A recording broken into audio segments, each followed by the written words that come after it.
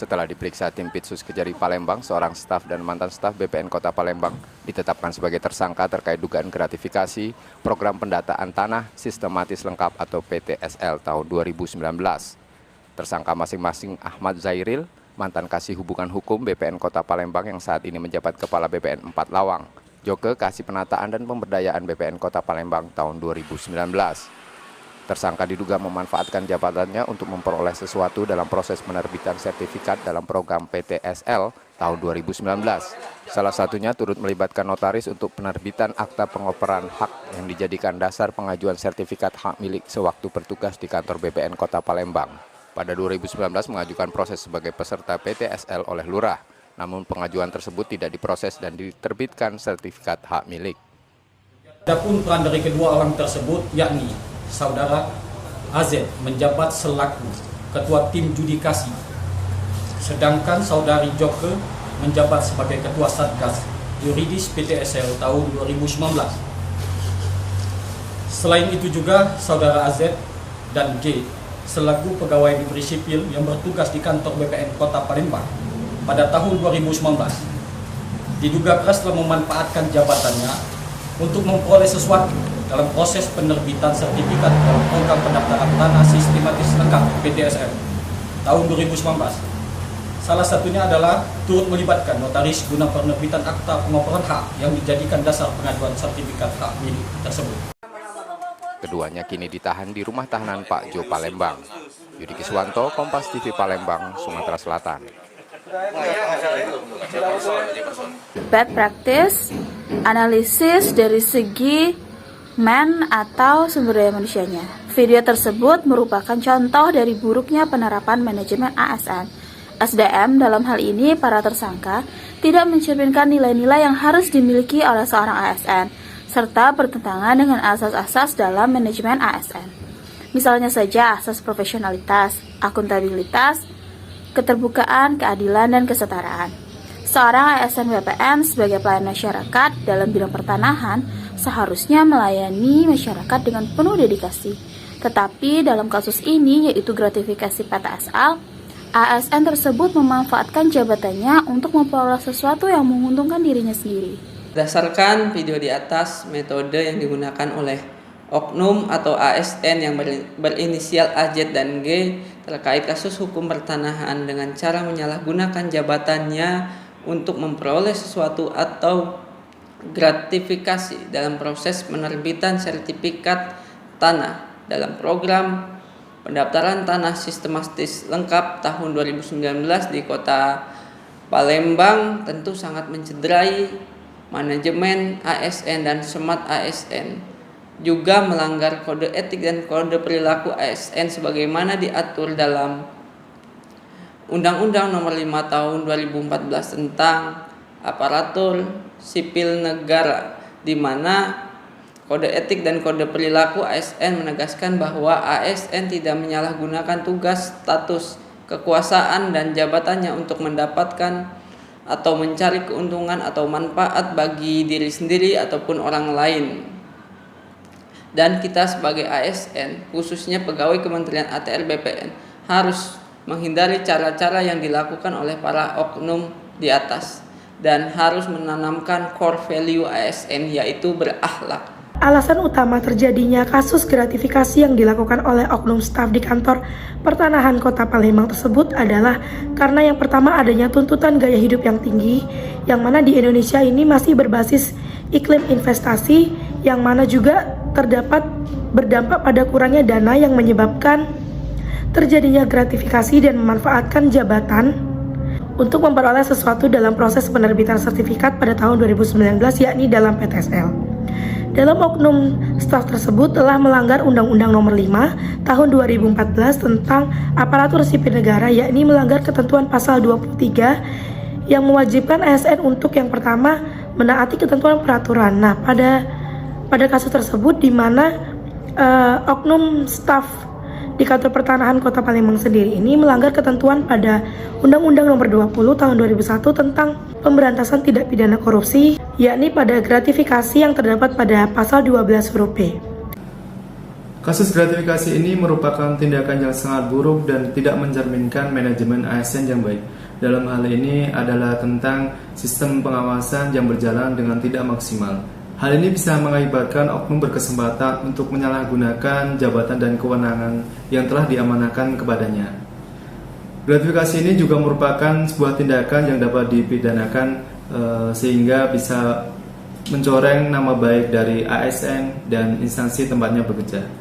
Gratifikasi ini juga tidak mencerminkan peran dan fungsi ASN dalam masyarakat, salah satunya sebagai pelaksana kebijakan publik, sehingga masyarakat pun yang akan dirugikan dari kasus gratifikasi ini. Pada kesempatan kali ini saya akan menjelaskan berkaitan dengan video bad practice dari sisi material, yaitu Kejari tetapkan 2 ASN BPN Palembang sebagai tersangka. Kedua tersangka tersebut sungguh sangat tidak memahami terkait dengan pemahaman core value nilai-nilai berakhlak ASN dan tidak memiliki integritas dan tidak memiliki pandangan Pancasila dan Undang-Undang Dasar 1945. Dalam menjalankan jabatannya juga tidak sesuai dengan ketentuan peraturan undang-undangan dan alih-alih menghargai dan menilai secara sakral jabatannya tersebut malah mencoreng jabatannya.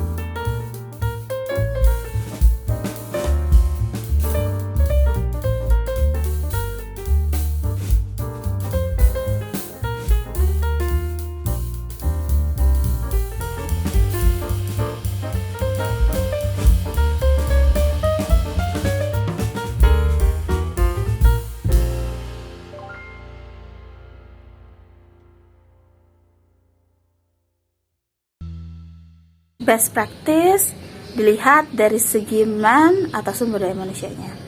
Video mengenai inovasi Kantah Kabupaten Kuningan, SDM yang dimiliki oleh Kantah Kabupaten Kuningan merupakan contoh baik dari penerapan manajemen ASN dan smart ASN. Kualitas yang dimiliki mencerminkan asas-asas dalam manajemen ASN, mulai dari profesionalitas, keterpaduan, non-diskriminatif, keadilan, dan kesetaraan.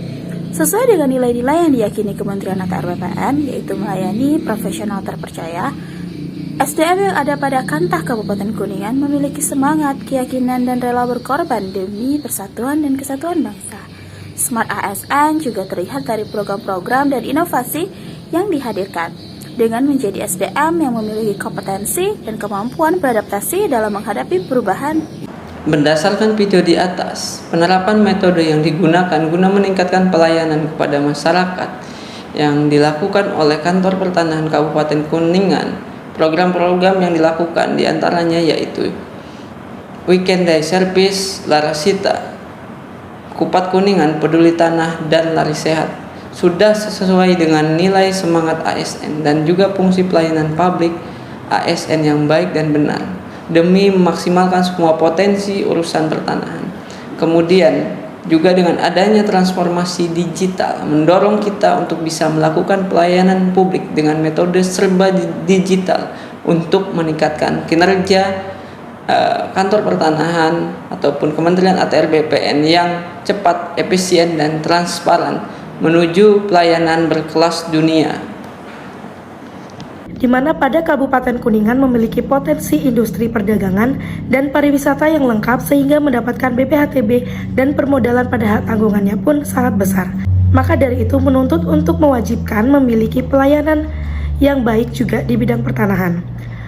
Dalam prakteknya, pada Kantor Pertanahan Kabupaten Kuningan sudah menerapkan pelayanan manajemen ASN dan pelayanan publik dengan baik, yakni dengan adanya inovasi pada pelayanan pertanahan, percepatan pelayanan kepada masyarakat.